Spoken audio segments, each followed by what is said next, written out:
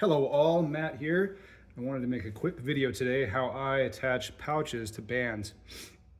This is something that I really tried to improve on initially when I started shooting because my band sets just didn't last long enough. First, I want to show you how I tied them and show you what was wrong with it. Okay, so today it's just about crystal string. It's my preferred. A lot of this does work with amber belt as well. And I got the idea for this tying method from a video online, so I'll share that. He uses amber belt, whereas I'm using crystal string. So I was trying to transfer this to work with crystal string instead. All right, here's how I used to do it.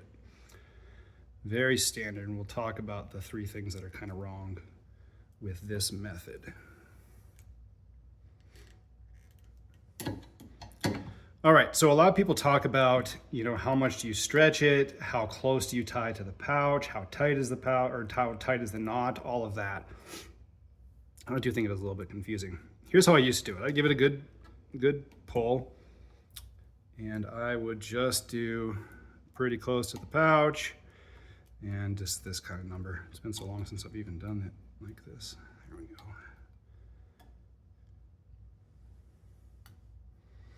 Right? However many winds I'd get, be nice and tight. It looked good. Looks like it's gonna hold just fine. And it did. I'd get a couple hundred shots out of it like this.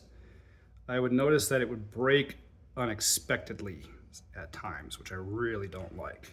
I want to notice it breaking so I can stop using the bands. I'm not the type, I do not use my bands until they break. It's just not worth it. They're not expensive enough. I don't want to get hit in the eye. I don't want to hurt my frame with a frame hit, anything like that. So it's important to me to just get as much life as I can. And why not? Why not make something better if possible? So here's how I used to tie it. Pretty close, like that. You can see it's all pretty tight in there though. When I let off of the tension, this stayed with a good bit of tension on that loop that goes around the pouch itself. I don't like that. I want that area right there to have absolutely no tension, okay? So here's what happens. If that knot is tight enough to not slip, great. I think when it's like that it can actually start biting into the band a little too much as we're stretching it. So I don't want that knot too insanely tight that it's just kind of slowly cutting through the band. But the main issue is, when I had this kind, every time that I would pull the band back to shoot, it would start to cinch it up even tighter in there. Every single shot, a little bit tighter behind that knot on the pouch. So this area here, whereas originally it started at, maybe 150%, 200% elongation, is now every single shot going up a little bit higher. You'll know, if this starts happening to you, you'll notice that it's starting to really crush that edge of the pouch, and it will also start to turn, which I don't like as well. Okay. The other thing that happens is every time it slips a little bit, if it's slipping, it will start to fray this inner side of the band itself, which I don't like. So that's the old method. You'd pull like that, it kept tightening up, and it was no good. So here's how I do it now. I can't remember if I already mentioned that I got this idea from another slingshot enthusiast online, so I will share his video. Again, he uses amber belt, where I am using sniper sling crystal string. I like the crystal string a little more than the amber belt. Not really for a particular reason, just what I'm used to, I guess. So here's my method. We're set back up. Okay, I'm actually gonna pull it pretty good. Good enough to keep it in place like that. You can see that band's already got a little fray mark from my experiment a minute ago. Now, here's how I do it. And I will show why I do it and my reasoning for it this way. Oops, we don't need that. What am I doing? My order of events were wrong there. So I'm gonna grab some crystal string. I'm using red to make it hopefully easier for you to see.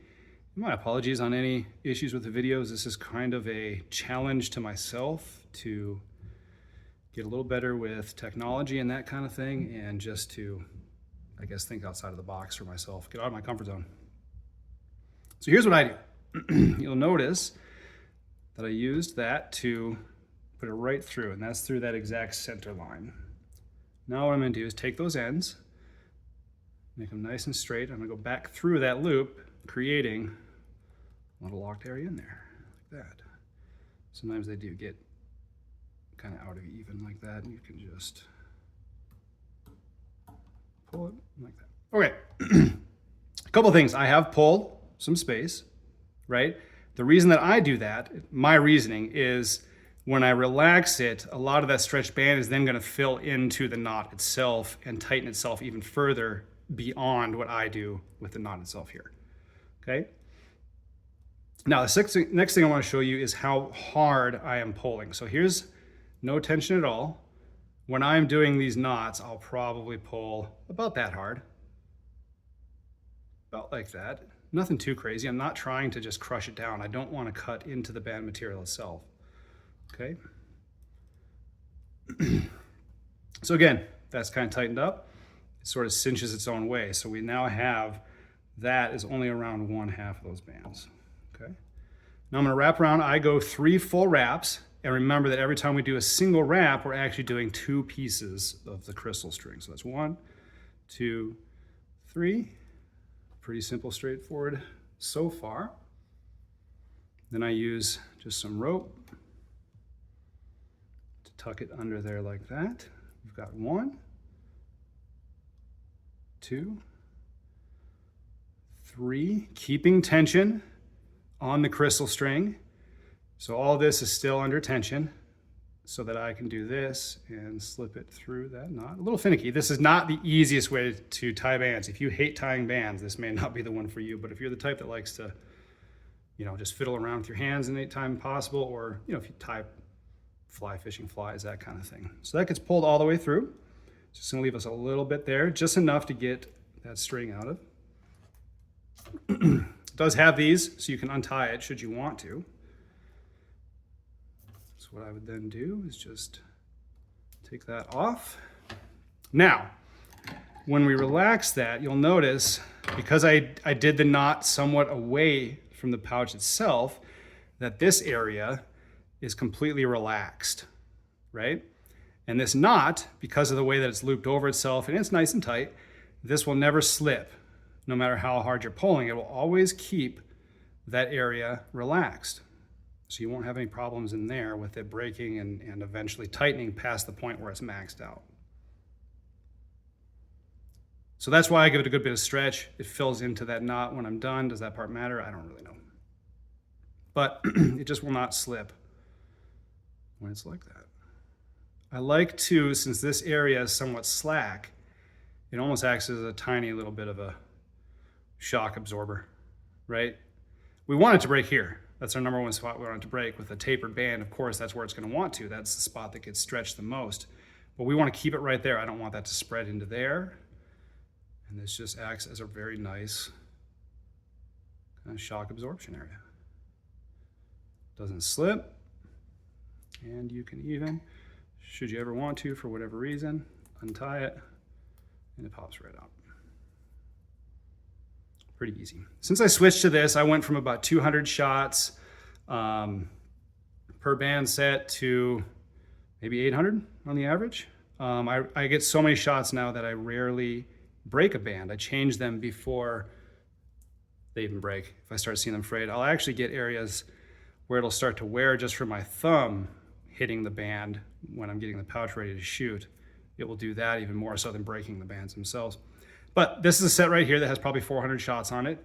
As you can tell, this is all the exact same level of slack. So when you're pulling like that, everything's still just saying the exact same way. So this is literally 400 or 500 shots on this set. 18 by 12, 0.5 of some Omega's green bands, which are great.